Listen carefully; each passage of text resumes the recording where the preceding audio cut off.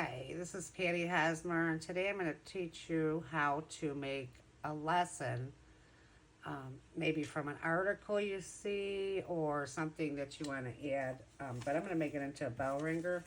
I love these Science World magazines, and I use them all the time for different things. But if I see an article I really like and I want to make a lesson on it, this is what I do. So first thing I do is I would go to my Google Drive and add new, and then you'd hit Google Slides. I'm doing a blank presentation. The first thing I would do is go up to the top and type in what your title is, which I started already. So I'm going to show you that. Okay. Here's where I started. So I opened the Google Slides. I titled it Science News for Tornadoes so that I know.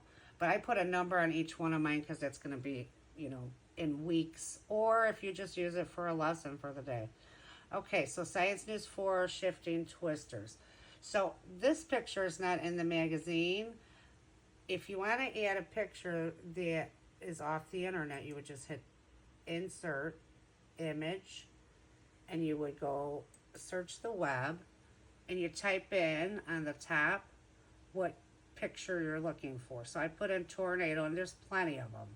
And then you just hit the one you want, click on it, and see how it has a blue, and then you insert it into your presentation. Now this is way bigger than I want it, so if you want to switch that, make it smaller, you just click on the blue outer box on the side and then make it whatever size you want.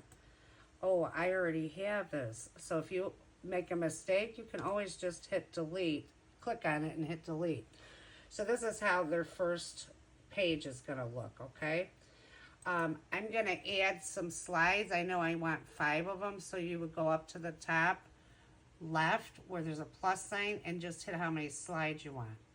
Say you click too many. Just click on the slide you don't want and then hit delete, delete. So now I just have 4. But I want 5 because I do one for each day. So if it's 5 days that week, then they have like 2 questions on each one. Okay, so another thing I do is I take pictures of something. So like say how I have this this diagram. It's hard to make diagrams out here. It's easier just to take the picture. I take the picture and then I email it to myself and I download it into my computer, okay? And then what I do, so say I want to add a picture. I click on wherever you want the picture. You would hit Insert, Image, and then it says Upload from Computer. So say I sent these to myself. I don't know why it's not coming up. Let's see. Oh, you know what? This is a good example. So I emailed it to myself. Make sure you click on it. And then I download it into my computer. Okay, so say you want this diagram, the first thing I want on my presentation. Then go back to your presentation. And like I said, you would hit Insert, Image, Uploaded from Computer, okay?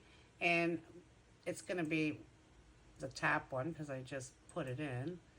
Okay, so now I clicked on it and I inserted it. I don't want this picture so big, first off. The first thing I want to do is I'll go up to the top right here. This is to crop it. So now it makes this, it has like a black line on top of the blue. I'm going to try and move this down to here. See how it's shaded? That's what's not going to show up on my presentation. And also on the bottom, I'm going to click on it, if it'll get me.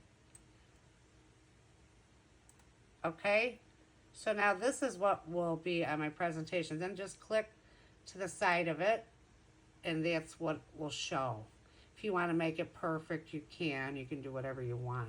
And if I want to move this, I just click on it and I move it where I want it. Okay? So let me work on this and I'll type some questions and show you how I do this. Okay, so I typed this part of it. It was part of the article here. You can do this two ways. You can either make it your own or you type it in, depending on how you're going to make your lesson. And sometimes if it's, one section where I could just take a picture of it and download it, I do that as well. But I added these shapes. You would just go into Insert, Shape, and then I usually add like a rectangle. I just click on it, and then it comes down here, and you can make it whatever size you want. And I make 4 of them. I usually just make one, and then I hit Control. I click on it and hit Control C, Control V, and it duplicates it. So I make 4 of them, and then I put a 1 in for the first question and 2 for the second. So, and whatever questions you want to ask them, that's what you would do for, like, this would be a bell ringer for one day. They read the the 3 paragraphs. They're going to try and find out what uprooting means and tell me the difference, how many more tornadoes are in the U.S. compared to Canada. Okay? Okay, so I finished my 5 days for the week of the different questions for their bell ringers. And now I'm going to make a video that I'll attach to the front of this, reading it out loud and attach it. I download it on YouTube and then I attach it. And you could insert video. You can look up the video on YouTube and attach it, and it'll go right on your slides. And this way, if somebody has trouble reading at this grade level, you can just hit play for them. They can do it individually and they'd never even know that they're listening to it. Okay, so now I'm going to add the videos I made reading the slide for each student. So let's go to, I added this one already, tornado hotspot. So I'm going to go to changing patterns. I'm going to go up to the top on the left, hit insert, and then you're going to add the video. And I actually typed it in already, but you'd go to the top and then type in whatever video you're looking for on YouTube, and then I'm going to click it, tornado hotspots, and I hit insert. It's going to come up right there. So what I'm going to do is move this video to up here, and I'm going to make it smaller.